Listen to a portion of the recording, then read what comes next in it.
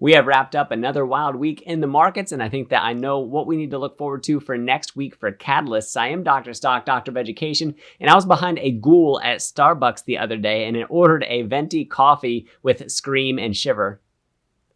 That joke was not great. I don't feel very good about it at all, but I'm going to stand by what I said.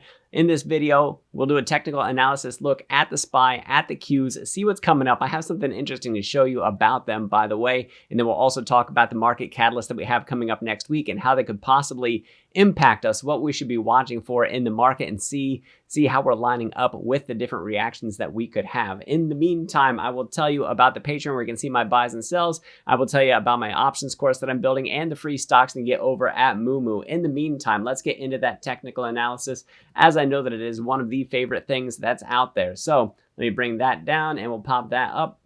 And the very first thing that we're looking at is the SPY, and this is the daily chart that we have right here. And if we go into this part of the chart right here that we're looking at on the SPY, we actually have bearish channel right now, and we actually just now came down. This is really important, by the way, that we look at this. We actually came down right now to what forms a double bottom on the SPY. That means that even though we haven't reached the bottom of the channel at the moment, we can actually see a rebound coming for us in the markets on Monday. That's a definite possibility to see that. The RSI super low for us, not to the oversold point. Maybe we break down through the 200-day. Not great to see a major index do that, by the way, but I do have more to talk about, especially these yellow lines and this white line that you can see coming through here. Those things are important too when we look at this chart. As a matter of fact, I'm too excited. I'll talk about that right now. So let's go out to the weekly chart on this. And I talked about the SPY on the weekly chart before, but let's zoom way out on this thing so we can see what's going on. And we actually have, and I'm probably not the first to talk about this, but man, oh man, look at this beautiful cup and handle formation that we have building out right now. That is absolutely gorgeous. What are these yellow lines? These are where we can find long-term historic support coming for us. This top yellow line is at about 414 to 413. Keep that in mind, please. And it's also not a coincidence that the 50 period, which is the 50 week on this one, SMA, simple moving average, is coming in at around 414 to 415. So we could possibly come down and tag that. That would actually be very confluential, we'll say. And then down below that, oh man, that'd be ugly if we got down that low. We have a 402, 403 being this, what I think would be the ultimate level of support coming in. And you could see how that lines up with the channel. This white diagonal line that you see coming through here, look at that point of confluence that we have. Let me zoom in a whole lot more on it for you. So look at that thing right there, where we have this horizontal support, we have the channel support coming down through there, and then we also have this white line. And what is that white line? That is actually, let's reset the chart view on this one so you can see it. That is actually a long-term historic support going all the way back to the end of 2018 up until, when did we leave it? We left it in March of 2023, and now we're sort of returning back to it. So that's something we're going to pay attention to. Now, as per the cup and handle that we have going on right here, if I go to our measurement tools that we have in here, and I find our price, that's this one, there we go. And what we want to do is go down to the one that says price range.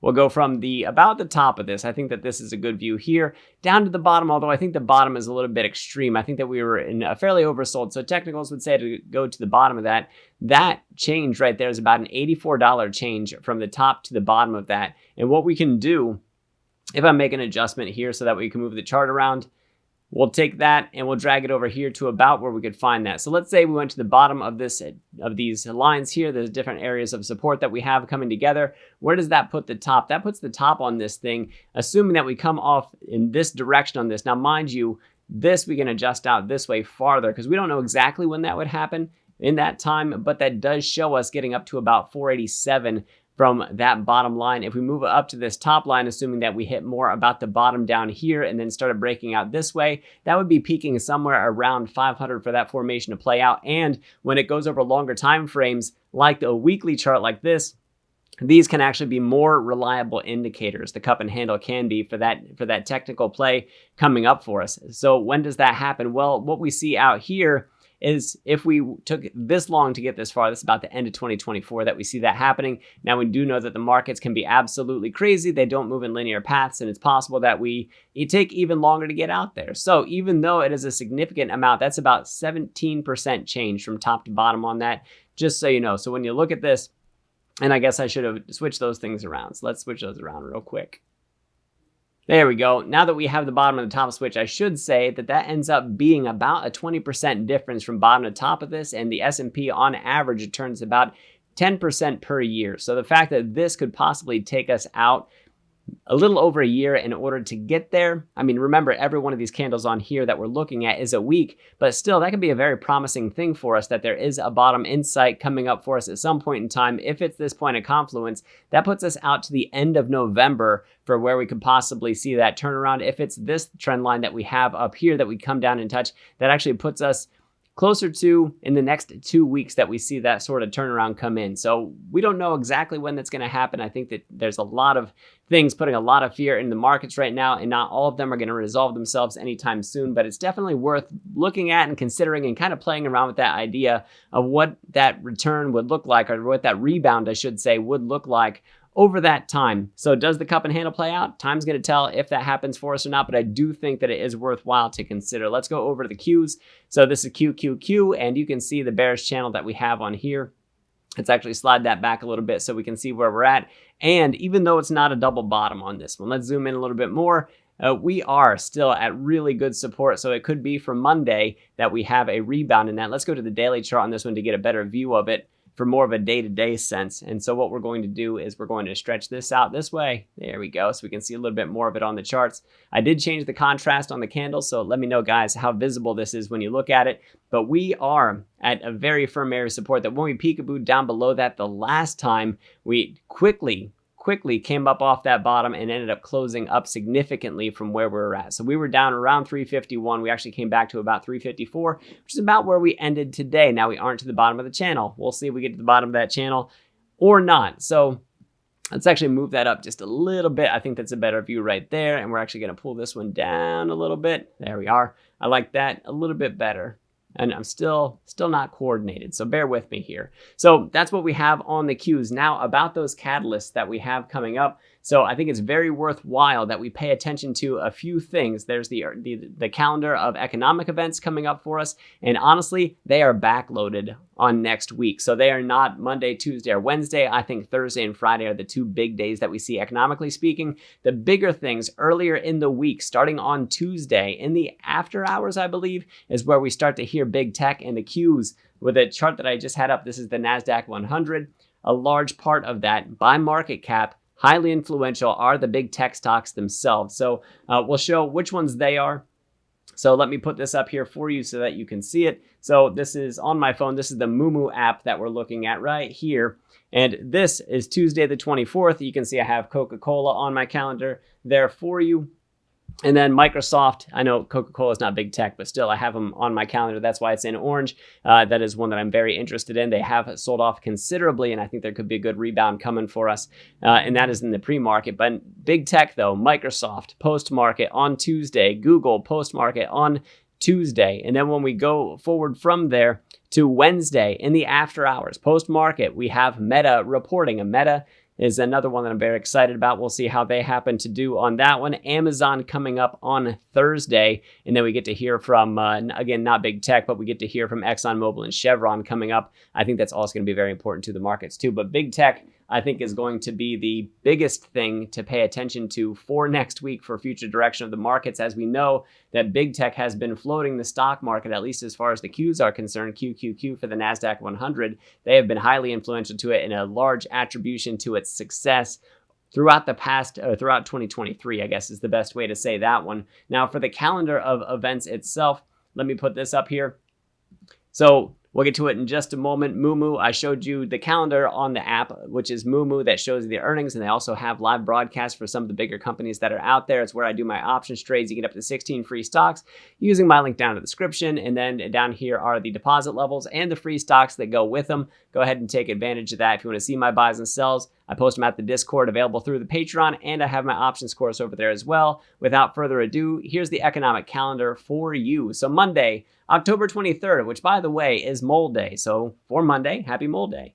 Not a lot going on too much there. We might look and see if we're still in contraction for the Chicago Fed National Activity Index, but not much. Red Book, we want to see that come in a little bit softer than last time. I think that came in at about 7 for the last reading that we got on that. So we want to be watching that one. But like I said, we're backloaded on this. So if we go past all this stuff and go, there's a Fed Powell speech at 4:35 p.m. So after the market closes, I don't know that we're going to hear too much there. I don't think the market's going to be worried about it the way that it was for the last one. So that's worthwhile paying attention to.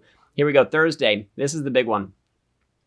On Thursday, we have GDP, the advanced estimate for Q3. Currently, consensus coming in at 4.2%, 4.0 for forecast. Dear Lord, let that come in low. Because if it comes in low, that could be something that could be upward pressure for the markets. We don't want it to come in exceedingly low. We want it to come in much lower than 4%. Give us 3%. Give us 2%. Give us 1.5%. Don't give us 0. Don't give us negative numbers, and nobody expects that to happen in the first place. But please come in softer than what we see there, because that can be bullish for the markets. If we come in higher than these numbers, that is going to be not so great for the Fed, for the higher for longer, and it could do more to ensure that we actually see another rate hike, which I think that we're done with for the time being. But rampant GDP growth could be something that would influence that otherwise. So this is most definitely a catalyst for next week, for Thursday. So that could mean that Wednesday could be trouble for us, or the early hours of Thursday and the pre-market hours up until we get that GDP advanced estimate for Q3. That is a huge economic event. Pay attention to it. Jobless claims still very, very large. So best case scenario for Thursday, for next week, we get low GDP numbers coming in for us. And then we also, on top of that, get slightly higher initial jobless claims. The market, I think, would react very favorably to those things and give us more bullish action coming out of there. I don't think it's the thing that really sets off the cup and handle pattern that I was showing you before, but it could be something that keeps us from really pressing down and breaking through the bottom of the bearish channel, which would be horrible for us. But we do want to watch that. We have a lot of concerns that are out there. So we get some PCE information, some sales information, but when we go down to Friday, this is where we get September's PCE measures from personal income and outlays. We want to see personal income. How's it being paced right now? 0.4, 0.3. Anything below 0.4 is going to be good in terms of the Fed. And then personal spending, anything, hopefully it comes in softer than 0.5, because if it stays high like this, that's something that, even though retail sales is suggesting that personal spending could be up there again, you know, we want to keep an eye on that. Lower is better there as well. So keep a look at it. And then PCE index, being that the CPI came in a little bit hot, the PCE probably will also come in a little bit hot for this. So that part of it comes in at expectation. Good. If it comes in much higher than consensus, that's something that is not going to go great for us. Going back up into the 4s for these year-over-year numbers would also not be good for us, especially on the core basis. 3.9%, great. Come in below that, at or below that. Well, at it, not great, but okay. 4% is going to look absolutely horrible from a psychological standpoint. So we want to pay attention to that. We get more Fed speech coming at 9. Michigan consumer sentiment shouldn't change much from the initial reads that we got on that one, but we do still want to pay attention to it. It can still be a minor catalyst for it. Hopefully, the inflation expectation starts to temper down a little bit, and that hopefully that the consumer outlook for economic conditions ticks up a little bit. So that would be the most favorable look that we could have for that. So let me summarize this thing. Economically speaking, the economic reports that we get, the news about the economy, Thursday, Friday are the two big days that we have for that. Early in the week is being floated by big tech earnings. Big tech earnings, I think in the immediate sense, as far as the indices go, are going to outweigh what we get from the economic reports, unless the economic reports themselves come in absolutely horrible. Worst case scenario would be that the big tech tanks, and then following on the heels of that, we get ultra high GDP numbers coming in, causing a hawkish Fed, and then super low initial jobless claims. Like, all of that would be horrible for the markets. I think that we would drop significantly.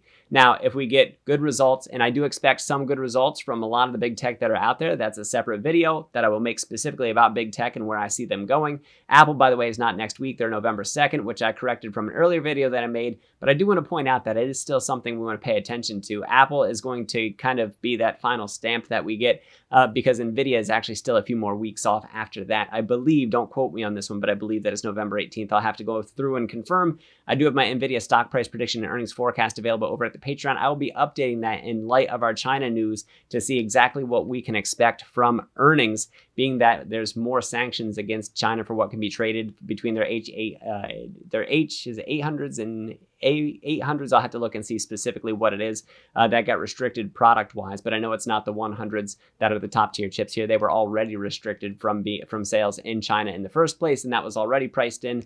The new sanctions that we got that's more news, I guess, which is a large part of what caused NVIDIA to tank the way that it did this week.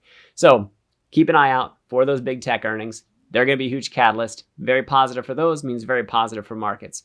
Economic reports, high GDP, bad, low GDP, good in terms of the Fed. Same thing for initial jobless claims. High initial jobless claims, good. Low initial jobless claims, bad in terms of the Fed.